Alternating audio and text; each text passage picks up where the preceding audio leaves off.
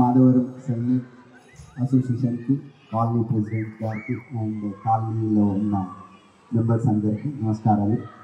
And అట్లాగే stage పైన ఉన్న పెద్దలను, నాకంటే అంత సీనియర్ లీడర్లు, నాకు పెద్ద పొలిటికల్ స్పీచ్లు రావు చెప్పాలి. సో వీళ్ళందరికీ కూడా నమస్కారాలు. నేను రెండు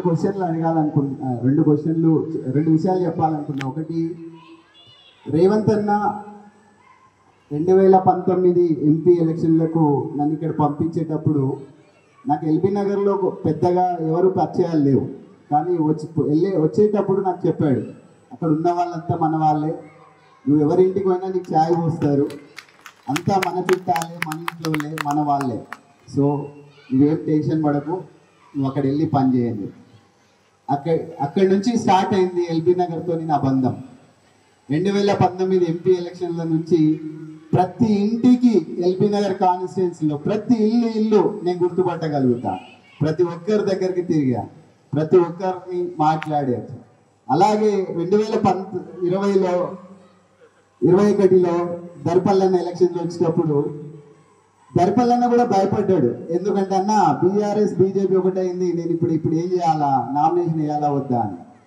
కానీ ఆ రోజు రేవంత్ అన్న మళ్ళీ చెప్పిండు, ఏం పర్లేదు, ఏమని చెప్పు, ఆడ కూడా అంతా ఎల్బీ నగరే కదా, మన చుట్టాలే ఉంటారు, మన ఇంట్లోనే ఉంటారు, మన వాళ్ళే ఉంటారు, అందరూ ప్రతి ఒక్కరు మన వాళ్ళే ఎల్బీ నగర్లో, కాబట్టి మనకి ఎప్పుడూ ఓటమి ఉండదు అని చెప్పేసి.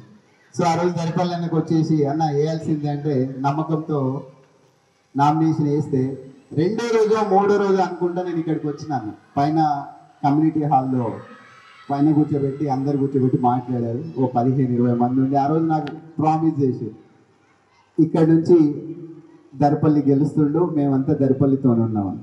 అప్పుడు మళ్ళీ తర్వాత నాకు ఎప్పుడు సమయము రాలేదు మీకు అందరికీ కృతజ్ఞతలు తెలుపుకోవడానికి. ఇప్పుడు కృతజ్ఞతలు తెలుపుకుంటున్నా, దర్పల్లి అన్నకి గెలిపించిన, థ్యాంక్ యూ. అండ్ ఇప్పుడు సునీతక్కని మల్కాజ్గిరి ఎంపీ క్యాండిడేట్గా ఇక్కడికి తీసుకురావడానికి 2 రీజన్స్ ఉన్నాయి. ఒకటి, తెలంగాణ రాష్ట్రంలో మహిళలకు ఎక్కడ చోటు ఇవ్వాలో తెలియని పరిస్థితులలో రేవంత్ అన్న నా కుటుంబం ఉన్న దగ్గర మా సోదరిని నిలబెట్టుకొని గెలిపించుకుంటానే ధైర్యంతో మల్కాజ్గిరికి తీసుకొచ్చాడు.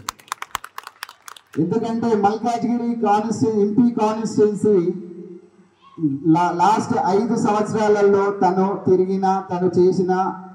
చేసిన డెవలప్మెంట్ కానీ, తన మల్కాజ్గిరి కుటుంబ సభ్యుల అనుబంధంతో సునీతక్కను నమ్మకంతో ఇక్కడికి పంపించాడు. వచ్చేటి రోజు సునీతక్క నాకు ఫోన్ చేసి అడిగింది, అన్న నువ్వెప్పుడు వస్తున్నావు అని. అక్క, నేను ఉన్నా లేకున్నా అంతా నా తోటి సోదరిమణులంతా ఎల్బీ నగర్లో ఉన్నారు, నేను వస్తాను, వాళ్ళందరూ ఉంటారు మీతో, మీరేం అధైర్యపడకండి, మీకు అందరి సహకారం లభిస్తుందని. ఆమె ధైర్యంగా ఈ రోజు లాస్ట్ 15-20 రోజుల నుంచి రోజుకు 18 గంటలు తిరుగుతుంది. ఒక MP constituency LB Nagar, Hayathnagar end నుంచి మేడ్చల్ పోయి రావడానికి మనకి ఎంత టైం పడుతుందో ఒక రోజులో మీకు అందరికీ తెలుసు. కానీ ఆమె ధైర్యంగా, ఒక మహిళ 24 గంటలలో 18 గంటలు ఆమె పని చేస్తూనే ఉంది. ఆమె లాస్ట్ 20 సంవత్సరాలలో కూడా అలాగనే పనిచేసింది. ఆమెకు అందుకే మల్కాజ్గిరి ఎంపీ సీట్ ఇవ్వడం జరిగింది, ఆమెను గుర్తింపుతో, మహిళా గుర్తింపుతో. మూడవది, చాలామంది ఈ మధ్యకాలంలో బీజేపీ అని చెప్తా ఉన్నారు. నేను బీజేపీ కార్యకర్తలకు కానీ బీజేపీ అనుబంధ సంస్థల వాళ్ళందరినీ కూడా ఒక క్వశ్చన్ వేయాలనుకున్నా. బీజేపీలో లీడర్లు లేకుండా ఒక లెఫ్టిస్ట్ ముసుగులో ఉన్న రైటిస్ట్ బీజేపీ కావాల్సి వచ్చిందా? మల్కాజ్గిరికి లెఫ్టిస్ట్ ముసుగులో ఉన్న రైటిస్ట్ కావాల్సి వచ్చిందా? ఏ రోజు చెప్పాడు రేవంత్ రెడ్డి 10 నుంచి 15 ఏళ్ళు సీఎంగా ఉంటాడు.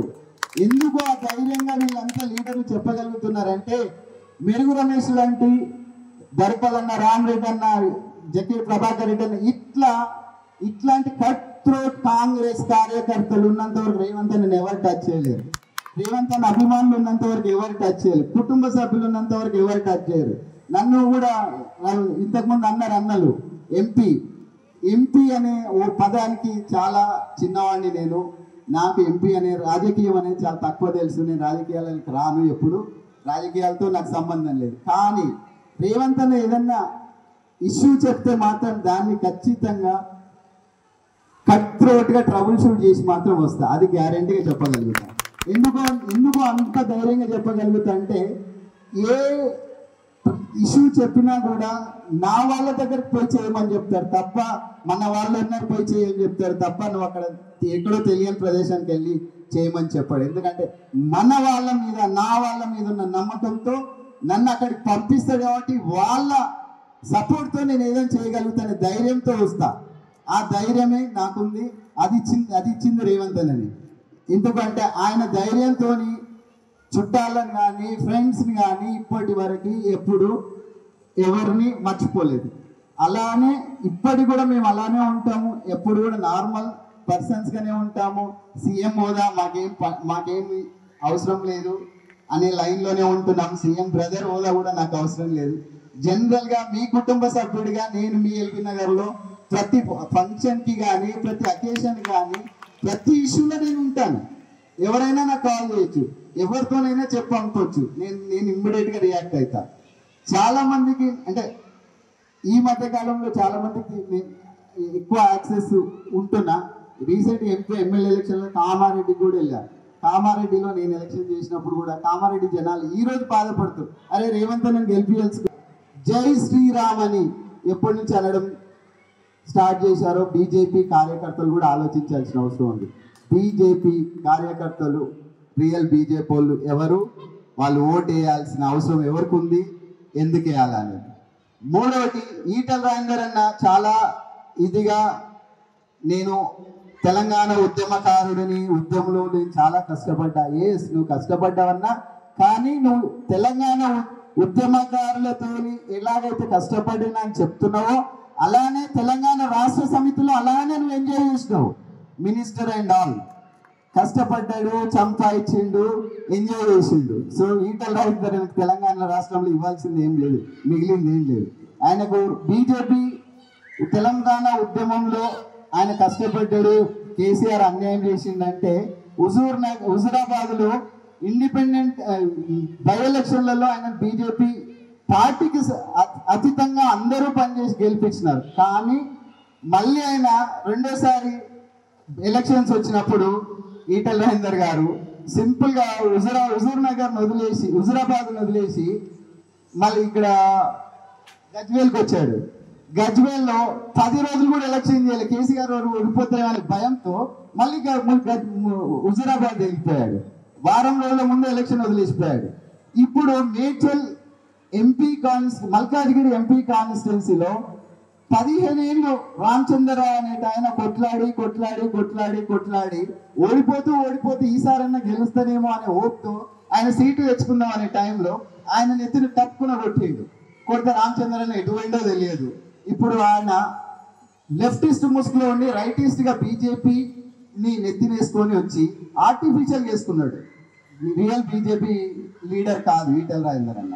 ఆర్టిఫిషియల్గా నెత్తినేసుకొని శ్రీరాముని అడ్డం పెట్టుకొని ఏదో గెలవాలనుకుంటు. కానీ మల్కాజ్గిరి ఎల్బీ నగర్ కుటుంబ సభ్యులు, రేవంత్ రెడ్డి కుటుంబ సభ్యులు ఎవరు కూడా అంత ఈజీగా మోసపోరు అనే నమ్మకం నాకుంది.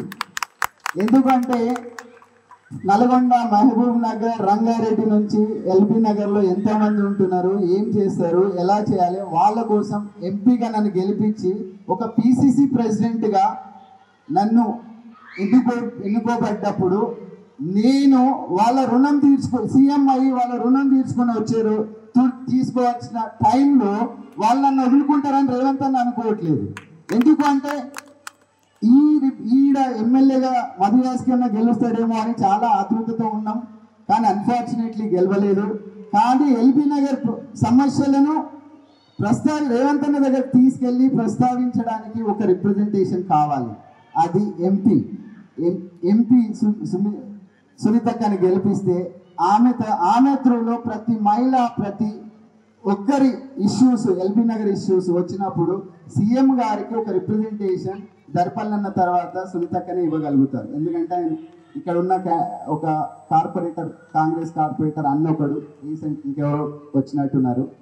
ప్రతి ఒక్కరికి రేవంత్ అన్న తెలంగాణ 2009 నుంచి 14-18 వరకు కొట్లాడేటప్పుడు తెలంగాణలో తిరిగేటప్పుడు చాలా మంది భయపెట్టించేవాళ్ళు, రేవంత్ అన్న కొంచెం జాగ్రత్తగా ఉండు, సెక్యూరిటీ తక్కువ ఉంది, టీఆర్ఎస్ వాళ్ళు ఇట్లా చేస్తారేమో అట్లా చేస్తారేమో అని చెప్పేసి చాలా ప్రోగ్రాంలలో రేవంత్ అని చెప్పిండు అనమాట. ప్రతి ఊర్లో నా బలగం ఉంది, నన్ను కాపాడుకుంటారు, నాకు పోలీస్ సెక్యూరిటీ అవసరం లేదు. ఆ ధైర్యమే రేవంత్ అన్న మీ మీద, అంటే ప్రతి ఒక్కరు ప్రతి తెలిసిన వాళ్ళ మీదనే ఆ ధైర్యంతో ఉన్నాడు. ఏ ఊరికి పోయినా రేవంత్ అన్నకు హారతులు ఇచ్చిన అక్కలు ఉన్నారు, ఛాయ్ పోపించిన అన్నదమ్ముళ్ళు ఉన్నారు. వాళ్ళని నమ్ముకుని రేవంత్ అన్న రాజకీయం చేస్తుండే. రేవంత్ అన్నను అంత ఈజీగా రేవంత్ అన్న గవర్నమెంట్ ఎవరో కూలగొట్టలేరు. ఎవరైనా నన్ను 15 రోజులు చూసినాక ప్రతి ఇంట్లో కూడా అరే మా తమ్ముడు మా అన్న, నేను 15 రోజులు కామారెడ్డిలో ఉంటే ఏ రోజు నేను భోజనం నేను సొంతంగా వండిన దగ్గర కానీ కొనుక్కొని కానీ తినలేదు, ఎవరో ఇంట్లో పెట్టారు నాకు.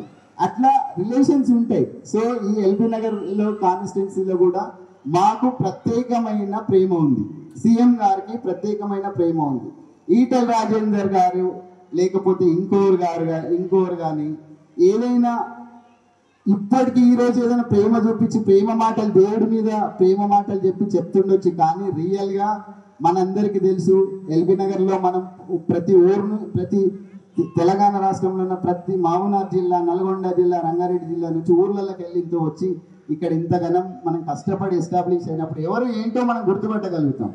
లెఫ్టిస్ట్లో ఉండి రైటిస్ట్ మాటలు చెప్పి వాళ్ళని నమ్మమనేది ఆయన తెలియలేకపోతుండేమో. బట్ ఈ ఎలక్షన్లలో వచ్చే రిజల్ట్తో ఆయన తెలుసుకుంటారు ఖచ్చితంగా, అది నా నమ్మకం. మళ్ళీ ఎప్పుడైనా నేను ప్రతి ఇంటికి కలుస్తాను, ఎలక్షన్లు అప్పుడే కాకుండా. అట్లాగే రమేష్ బాబాయ్ ఇంట్లో రా అని. నమస్తే అండి. ఇది వ్యాపారం గురించి కాదు, ఓటు గురించి. ఎన్నికల్లో ఓటు వేయడం మన హక్కు మాత్రమే కాదు, కర్తవ్యం. ఎంతో మంది మహా నేతలు శ్రమించి ప్రాణత్యాగం చేసి ఈ అవకాశాన్ని మనకిప్పించారు. అందరూ ఓటు వేద్దాం, ఎందుకంటే ఓటు హక్కు ఊరికే రాదు. నా ఓటు ఎవరికో తెలుసా? అది సీక్రెట్ అండి.